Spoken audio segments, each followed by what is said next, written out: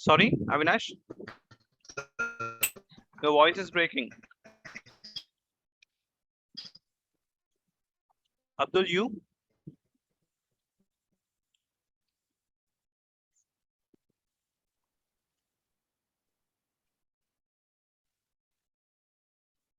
Yes, sir. No. What? Okay. Vamsi, what will happen down initialized state? Initialized state. Hello packet received from its neighbor. Hmm. In a initial read state. From Hello, R1 Avinash, drop yourself. Yeah, tell me, Vamsi. hello packet received from its neighbor from R1 to R2 and R2 to R1 Okay. in its state. What will happen? Yeah, it received, and what will happen?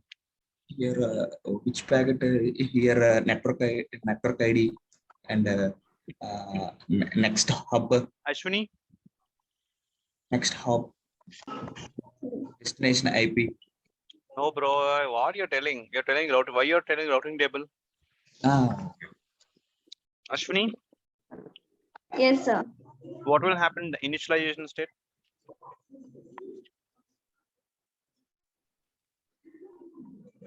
Both the routers exchange the databases, sir. No, ma, that will happen in exchange state. So what will happen in initialization state? Kiran, The OSPF is configured on router 2, it's also going to give the reply back with hello messages. no, it won't reply with the hello. Election process will take place. That will happen next start state. Two-way.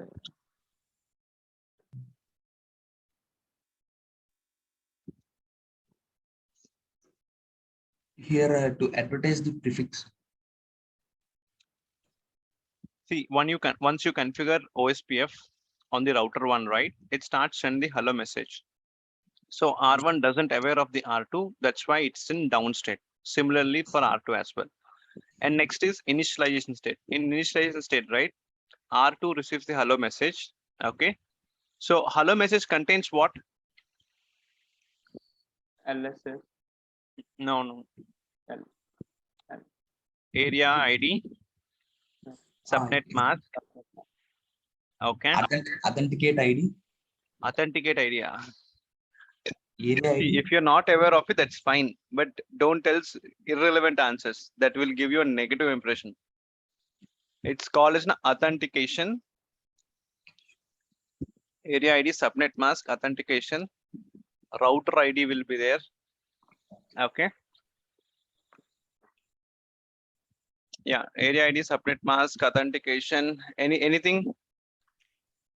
Still there will be few more things.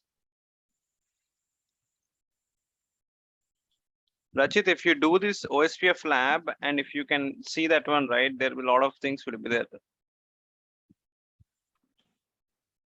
Dead interval.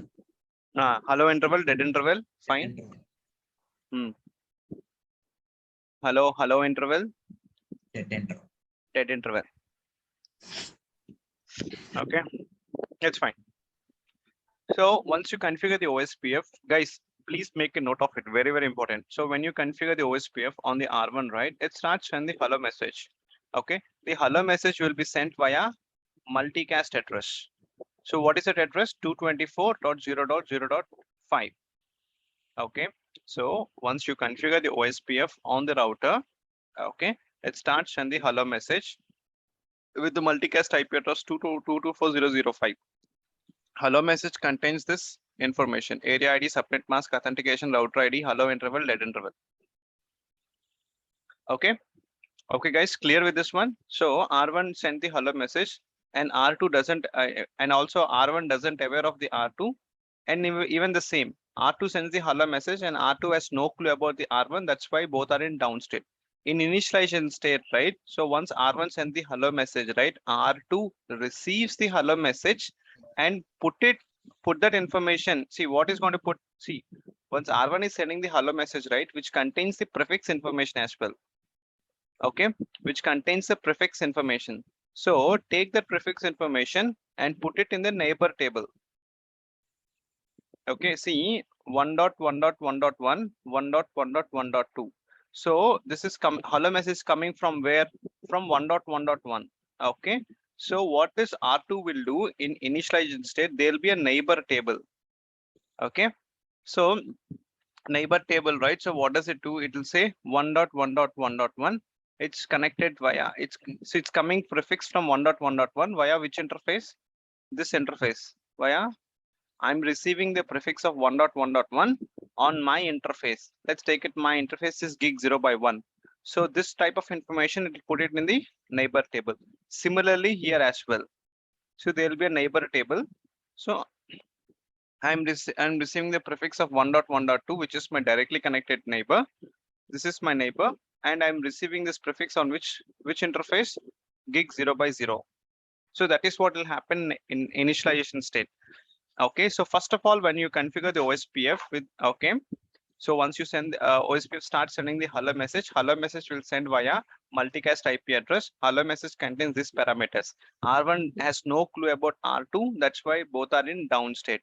Okay, and next initialization state. In initialization state, once R2 router receives the hello message or R1 router receives the hello message, right? It put that prefix information in the neighboring table. Now after that, two-way state. In two-way state, what will happen? See, there is one more thing which I want to discuss about the DR and BDR, but I don't want to discuss right now. Okay, because you're still not good with this one. Okay, so in two-way state, right? Both the routers, R1 and R2 routers, are recognized each other. That's it. So both the routers in two-way state, both the routers, R1C has its, R1 reply back. I mean, so R1 sent the hello message, right? And R2 received the hello message and put it in the neighbor table. And R2 is going to reply back to the R1. And also R1 is going to reply back with R2. Okay. Now, so by replying to the hello messages, right? Both the routers are known to each other.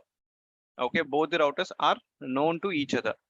So this is what will happen in the first three states: down, initialization, and two-way state. Okay, or if you want to explain more in two-way state, right? So once you configure the OSPF on the R1, right, it starts sending the LSA. So this LSA contains the prefix information and what type of link it is, whether it's a point-to-point connection or a broadcast, non-broadcast, multi-access. If it is a point-to-point connection, right? So this type of environment, see, the router 1 is directly connected to router 2. This is called as a point-to-point. Okay, point-to-point connection. In point-to-point connection, it's not required for DR and BDR election process. Okay, so hence, both the routers will start exchanging the hello messages from the peer routers, and then both the routers will become known to each other. Guys, if you want me to repeat, I will repeat it again. Are you understand, Ashwini, Naveen? Understood, sir. Tell me now what will happen in downstate. So R1 sends the hello message and both the routers will not be knowing them, sir. So once OSPF is configured, both will be in the down state. Okay, so hello message will go in from R1, sir. R1. So with which IP address? 224.0. Yeah, with a multicast IP. Well, multicast IP address. Okay, multicast IP 224.0.0.5. Okay. So what does the hello message contains? It contains the area, authentication, router ID, hello. Okay. And what will happen initially? Rachit, can you tell me what will happen in initialization state?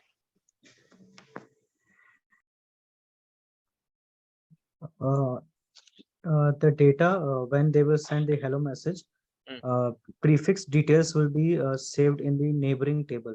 Yeah, so simple. So once R2 receives the hello message from the R1, right? It takes a prefix information and put it in the neighboring table. Okay, simple. Now tell me what will happen two-way state, Rachit?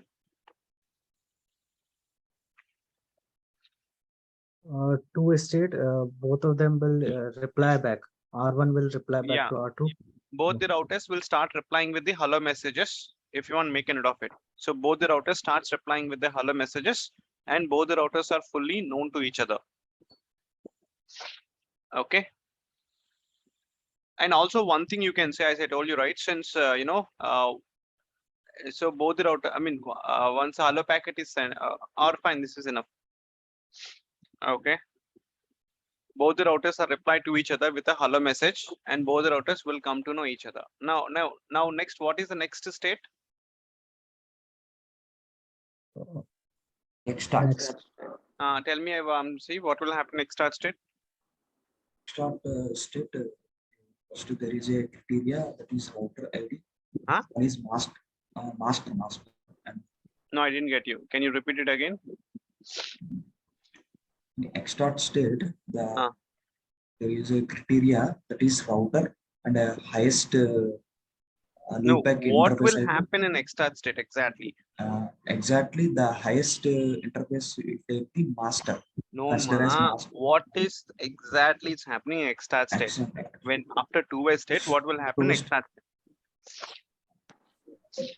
Both routers will be exchanges the That will know. start the hello message will be exchanges. No. Ashwini, what will happen next start state? It selects the master router, sir. Why the election will happen? To select the master router, sir. So in next start state, so what will happen? So they have both. So why the election? See, in extart state, the election process will happen. So what is the use of this election process? So election process, why election process happening now? Which router is going to decide to send the database descriptive packet or links to database? Extart state, election will happen. Election will happen to decide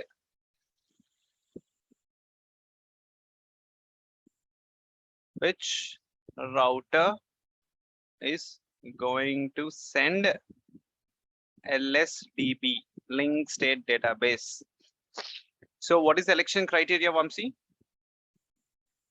Selection criteria, router ID, loopback active interface IP, highest physical interface IP.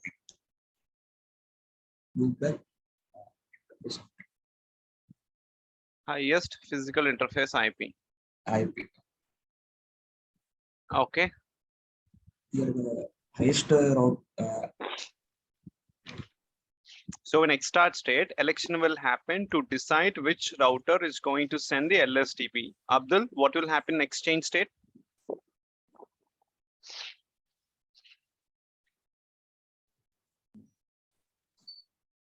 Both of them will exchange the information, prefix information. Correct.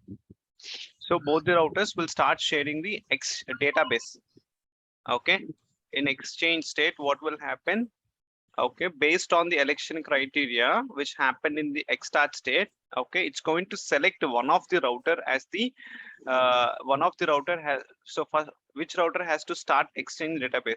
Okay, so after election criteria, after election process, if R1 is elected, okay, to send the database first, then R1 is going to send the database packet DB LSDB, that is called as link state database, to R2.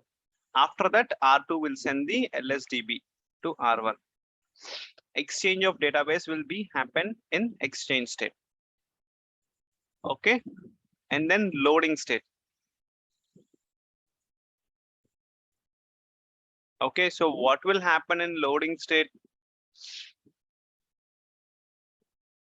Tell me, people, what will happen in loading state? R1 is equals to R1 and R2 database will be equal.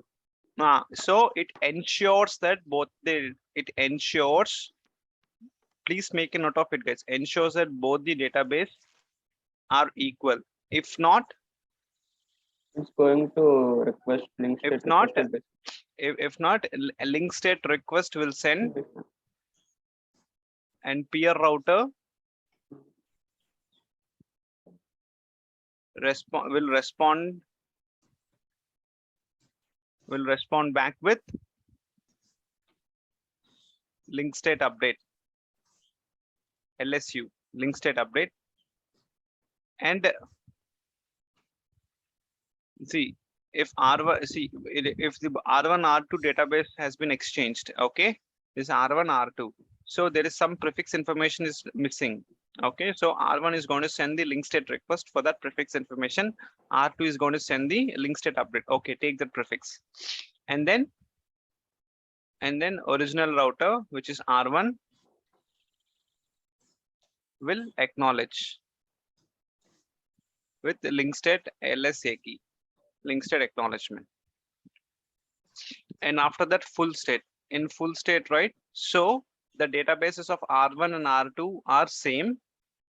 Okay, this is R1 database and this is R2 database, both are same. So it's going to run the SPF algorithm on this R1 database and finds the best path and put it in the routing table. It runs the SPF algorithm on the, it runs the SPF algorithm and finds the best path and put it in the routing table. That is what it will happen. Guys, very, very, very important here. If you want to know OSPF, this is what I focus on it. Everyone understands. See, this is the third time I'm explaining this one. But fine, I don't have any problem. But even I want you to understand this. See, I'm stressing everyone to make you to understand the concepts and repeating it twice and twice and twice. See, I know these concepts are hard. It won't understand in a first go. I know, okay, because even I also came from your level to this level. Okay, it takes some time, but what you have to do now, you have to make a note of it. See, at least the people who are staying in home with no job, I don't know what they are doing. You have to keep learning. See, if I'm explaining, right, if I'm explaining and you will, if you're making a note of it and if you're studying, that will give you only 10% or 15% of it. But if you have to start researching it. Okay, you have to start researching. You have to go to the YouTube and see how the OSPF process is happening. Okay, so there are, see, you have to study as well. You have to take a book, to purchase a networking book and start learning it. You have to do that one. Okay. All right, guys. And tomorrow I'm going to ask you again the same thing. Okay, so just be prepared with this OSPF, at least this thing. Satya, do we really need to consider a book or this your both, course? Both. I will suggest you to both. See, but which book? I don't know about networking and okay, see, I'll tell you one thing. Just go through this book, man. This is very easy and very layman language, which is called routerrally.com. Router. Okay. And go to the guide section. See, this is very layman language. Okay, everyone can understand this. Okay, you have CCNA. I would suggest to go with the topics. Okay, you have switching, you have this many topics, you have routing. So you first see the routing table. Here they mention something which is incorrect. Okay. So first of all, to determine the best route, first it's going to check the prefix length, and after that administrative distance, and after that metric. Okay, and apart from that, all are good. Okay. And see, if you want to see the OSPF, right, just go through this book. So you have OSPF. Okay.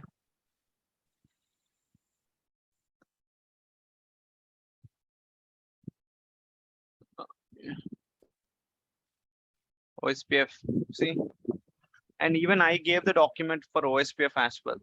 Okay. Yeah. So you can go through this one. See, exchange, everything has been clearly explained here. And see, the thing what I'm explaining it, right, which is more than this book. This is just a basic book, okay, to give you the understanding. But what is exactly happening at the packet level, this book is not helpful. But at least if you want to start learning the networking, I would suggest you to go through this book.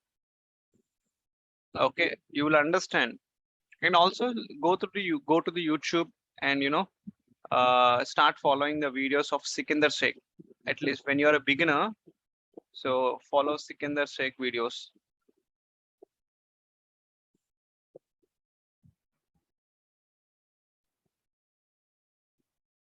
If you want the whole course of this guy, the videos and all, I can give you that.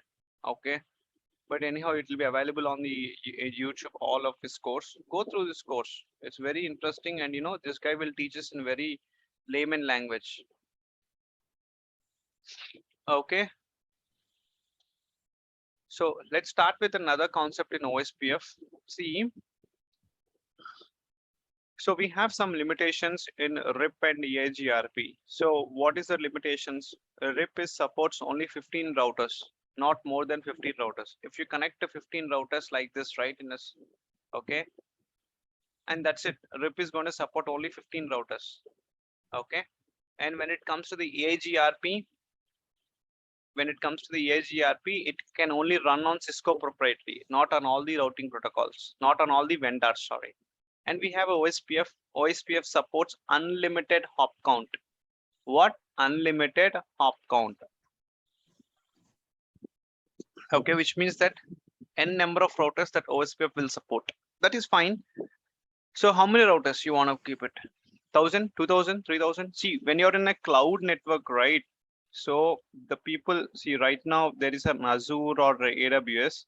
So I've seen this architecture. Inside the Azure cloud, right, you'll be having thousands of routers. Okay, so it'll be more than thousands as well. Think about AWS. It's the first big, it is very big cloud when compared to Azure. So this might having like 5,000 routers. See, all the routers, it cannot be in a same single like this. Correct. There is a concept. Okay. So there is a concept in ORIAS how you have to design your routers, and OSPF supports unlimited hop counts. Yes. How it is going to be happening? So that see, we are and OSPF, right? OSPF is a link state routing protocol. So which means that, so what is my link state? It won't do any periodical updates. Okay, it won't send any periodical updates. Whenever there is a change occurs, okay, so it will send those changes. And link state routing protocol makes sure all the database should be equal. What? Link, see, this is one of the common point. If anyone asks you, what do you mean by link state routing protocol? Na? So unlike RIP and EIGRP, it won't send the routing updates periodically for every 30 seconds. Okay. So OSPF, when you configure the OSPF, right, it won't send periodical updates. Okay, when you configure the OSPF, and that's it, done. It won't send any updates, automatically updates and all. So when you advertising any prefix information, that time it's going to advertise. That's it. The definition for this one, see, if you have a RIP is configured, right, RIP and RIP or EIGRP, every 30 seconds, it's going to send the database to R2. Similarly here as well. But when you have OSPF like this, it won't send any periodical update. See, you've already advertised 1.1.1 and 10.1. When you configure the OSPF, right, you have advertised these two prefix information, and you have a one more prefix, okay, which is 20.1.1.1, and you put it in the OSPF domain. So whatever the changes happen, right, only that change will be advertised. So that is called as a link state routing protocol. Clear, people? Everyone is clear? Okay. So now OSPF supports unlimited hop count. Okay, that's fine, good. But there is a catch here. OSPF uses the concept of areas. See, we are writing the command, right? OSPF process ID 1, network, the network ID, wildcard mask. Okay, and then area, right? We are defining the area, correct? Yes or no? Yes. We are defining the area. So what is the area number which we are giving? Area 0. Area 0. So area 0 is called as a backbone area. Make a note of it. Okay, see, the OSPF is used within the autonomous system. This is my organization, which is called as an HCL office. I want to configure the OSPF now. So I have like 30. I have 30 users. Okay. See, now when you configure the OSPF, right? This is one area. This is one area. this is one area, and this is one area. See, you have 3 areas. Every area, see, there is a limitation again here in OSPF. What is that limitation? Every area, there should be only 50 routers. 50, 50, 50, 50. This is area 0. And this is area 1, area 2, area 3. OSPF supports unlimited op counts, which means unlimited number of routers it can support. Okay, but OSPF uses the concept of areas. Every area should not be more than 50 routers. Okay, and area 0 is called as a backbone area. All the other areas should be connected to the backbone area.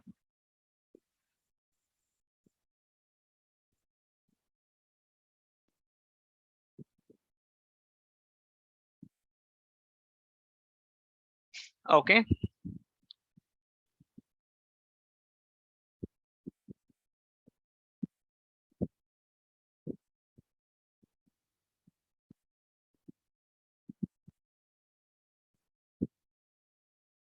Means we should give one network as area 0, right? Hmm? I mean, one interface we should give as area 0. Not one interface. Yeah. See, I'll tell you, not the interface. So interface means, see, you're telling about this interface where you have a router, this interface and this interface in areas, not like that. Okay. Okay. I'll come to that. So this is how your architecture looks, guys. Okay. So area 0, that is called as a backbone area. See, we have like, this is 10 network, this is 20 network, and this is 30 network, and this is 40 network. Okay. See, OSPF is a concept of areas. Area 0 is the backbone area, and area 1, area 2, area 3 we have. Okay, it can be multiple areas. You can have 15 or 20 areas, but area 0 is the common one. Area 0 is the backbone area. All the other areas should be connected to the area 0. That is the thumb rule in OSPF. All the areas, all the non-backbone areas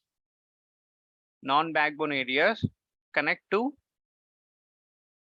backbone area, which means that area 0. All these areas, area 1, area 2, area 3, area 4, 5, 6, 7, 8, 9, 10, all these areas should connect to the area 0. That is the thumb rule. Okay. So why we are doing these areas? First of all, what is the main reason behind this one? So because of SPF calculation, because of this algorithm, okay, that is why we are dividing the OSPF into multiple areas. Why, if you ask me why this SPF calculation? So what is the thumb rule in OSPF? This is the first thumb rule. All the routers inside the area should have the same database. See, when you start looking into the OSPF, the neighborship process, when we start talking about the exchange process, right? So what I discussed in exchange process, both the routers should have the same database. If it is not having the same database, what will happen? Link state request will go, link state update, and link state acknowledgement. So that is the one of the thumb rule. Again, in OSPF, or in OSPF, not all the routers inside that specific area, which means that, see, this is in one area. All these routers inside this area should have the same database. All these routers inside the area should have same database. Similarly here and similarly here. But if you don't compare this area the router in area 1 and router in area 0 should have same database. No. All the routers inside the area should have the same database. Okay. So that is one thing. Now, when you have a same database, right? So what will happen once all the routers should having the same database, right? So there'll be more number of prefixes will be get added into the database. So it's going to run the SPF algorithm on the database. See, the SPF algorithm. So what do you mean by SPF algorithm? To calculate the cost. Okay, sorry, to calculate the best path and put it in the routing table. That's why we are that's why we are doing this SPF algorithm. The purpose of SPF algorithm to find the best path and put it in the routing table. Okay, so when you do the SPF algorithm on one area, right, which consists of here 3 routers. Okay, so it will be very easy to execute the SPF algorithm. So what else if you don't have the concept of areas, all the 50 routers inside the one area or 100 routers inside the single area, it takes a lot of time and it consumes a lot of bandwidth. It consumes a high CPU to execute the SPF algorithm. And also there'll be so many number of LSAs will be keep exchanging it. See, don't say, I mean, technically it is possible we can configure all the routers inside the single area, but what will happen, there is a lot of disadvantages will happen because of there'll be number of LSAs will be coming, and there'll be too much of traffic, too much of bandwidth utilization, too much of CPU utilization. Because of this, it takes a lot of time. But what it takes a lot of time to run the SPF algorithm and put it in the routing table. But when you divide this OSPF into multiple areas, right, it's not like that. Okay, so all the routers is having the same database. Okay, and you have very limited number of routers, and it takes a very short time to run the SPF calculation and immediately puts the best path in the routing table. Everyone understood this one concept of areas, why we are doing areas? Yes or no? Rachit? Can you repeat Ashwini? it again, please? Sure. Ashwini, Understood, sir. can you tell me what you understood? So on OSPF, we'll have a multiple areas. Okay, and the area 0 is a backbone area. So all the routers, which all the areas, the other non-backbone areas that will connect to the area 0, that is the backbone area, sir. Okay. So yeah, you told that. Okay. Now, what is the use of these areas? Why we are dividing the OSPF into multiple areas? So to calculate the best path using the SPF algorithm for that reason, sir. No. Okay. See.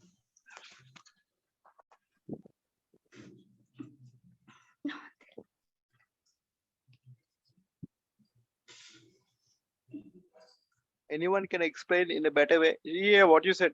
See, what is the purpose of creating the area, multiple areas in OSPF na? Okay, so to speed up the SPF calculation. That's it. Simple. What is the purpose of creating the OSPF into multiple areas now? To speed up the SPF calculation and to reduce the number of LSAs. Okay.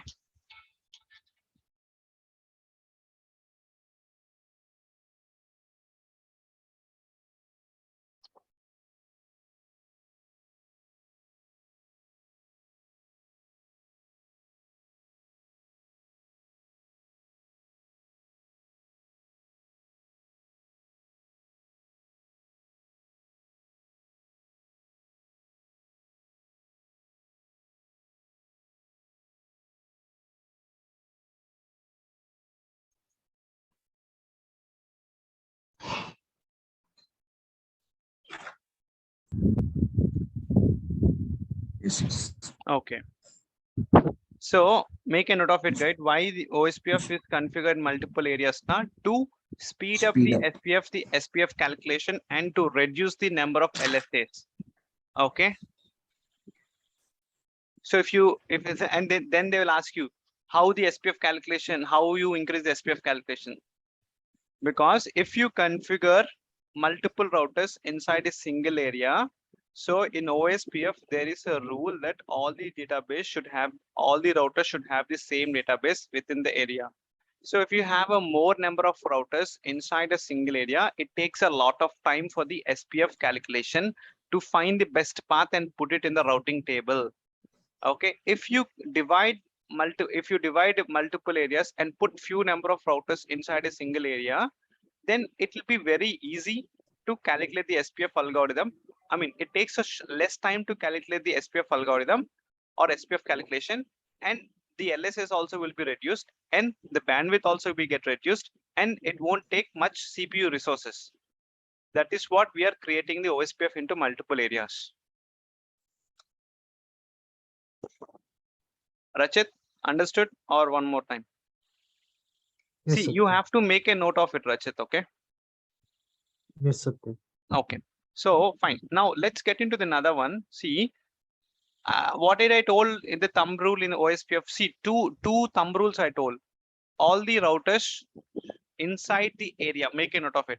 All the routers inside the OSPF area should have the same database, and all the non-backbone area should connect to the backbone area. These are the two things which I've told you in OSPF. You have to keep remember this. Okay, so what did I told? Let's come to the second thumb rule. All the backbone area should connect to the all the backbone area, all the non-backbone area. So what do you mean by non-backbone area in this one, Abdul? Remaining areas like What? Yeah. other than like, area 0.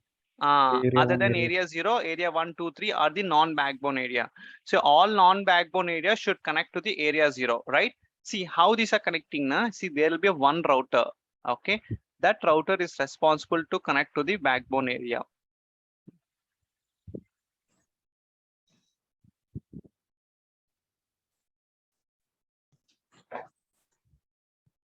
Okay, this router.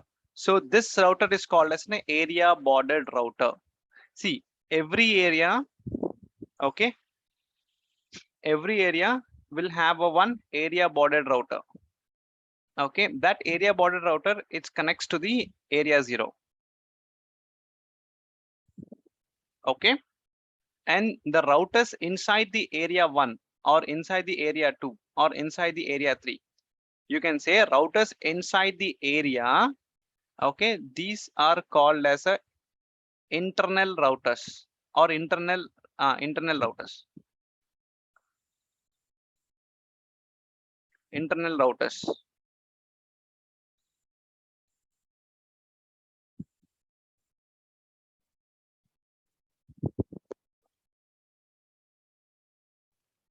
Okay, so what do you mean by area bordered router? Every area will is having a one router that connects to the other area border router, which is connects to the other area or which connects to the area 0, typically connects to the area 0.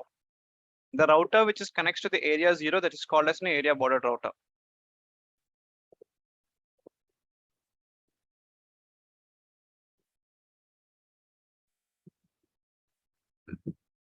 See guys, so one more thing. See, this is a 10 network and 20 network. If you want to connect, if you want to communicate from, if you want to ping from PC1 in area 1 to PC2 in area 2, right? So the communication will go to the area border router. From area border router, it will go to the area 0, and area 0 will forward that packet to area 2. That is how the traffic will flow here. All right, guys. Understood? Okay, Satya.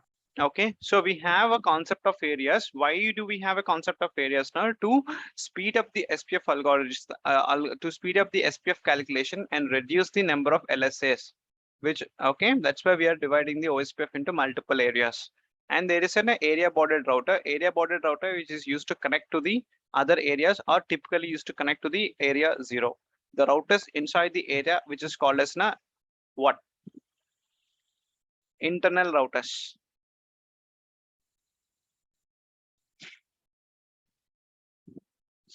Okay.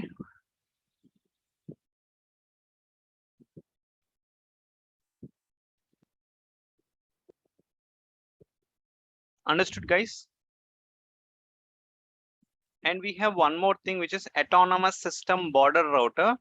So autonomous system border router now, see, you have ABR router, or let's say you have one, this router is there. This router is connected to some other router like this. And here you have configured EIGRP, RIP, EIGRP or RIP protocol, or anything, anyone is configured on this router. Okay, so, and this is like 60 network, 60.1.1.1. And your routers also wants to communicate to 60 network. And but if you see this one, right, you have an EIGRP is configured here. Okay, so not all the routers inside the area are capable of, sorry. Okay, don't do that. So see, you have this router which is connected to a router to this router R10 router, and it's configured EIGRP. But you want those specific routes to be inside your area, so you have to redistribute those routes. So there is a redistribution command will be there. If you want to redistribute the routes from one routing protocol, see, in through EIGRP we have 60 network. In OSPF we don't have 60 network, but the people inside the users inside the area 1, okay, they want to reach to the 60 network now. So that's why as an administrator they have connected a link like this, but this is EIGRP. So what you have to do, you have to redistribute those routes to the OSPF domain. So the router is responsible for doing that. That is called as an ASBR domain, ASBR router. ASBR domain, the router which is connected to the external area. Okay, ASBR means the router which connects to the external area or to the external router. You can simply say the router which connects to the external router, that is called as an autonomous system border router. So we have area bordered router, we have ASBR, we have internal routers. Clear, people? Satya. So area border router, I'm repeating, if you want to connect to one area to another area, right? So area border router is responsible for connecting that. And typically this area border router connects to the area 0. The routers inside the areas are called as an internal routers. Backbone area. So backbone, what do you mean by backbone area? Backbone area is a core area to which all the areas will be get connected to the backbone area. Autonomous system border router, it's nothing but the router which connects to the external router, or it's the router which connects to the non-OSPF domain, non-OSPF router. If you want to redistribute any RIP or EIGRP to the OSPF domain, right? So the one router is responsible for converting that RIP or EIG into OSPF domain. That router is called as an ASBR router. All right, guys, any questions?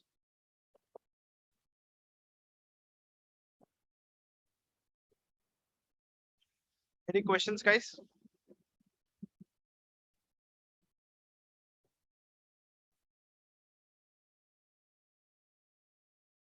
Hamsi, Abdul, Vimlesh, Ashwanish, Kiran, Rachit. No, sir. It's clear, Satya. Clear? Okay, okay. All right then. So that's all for the today. Tomorrow we'll discuss OSPF network types. Okay, what are the OSPF network types? Guys, so I gave you the document, right? In the document which was clearly explained, I want you to go through the document. Okay, just to spend some time. It'll be easy only. It's not a big deal to learn this one. Okay, all right, guys, and that's all for today. We'll connect you tomorrow. Take care. Bye bye. Thank you, Satya. Thank you, Satya. Bye.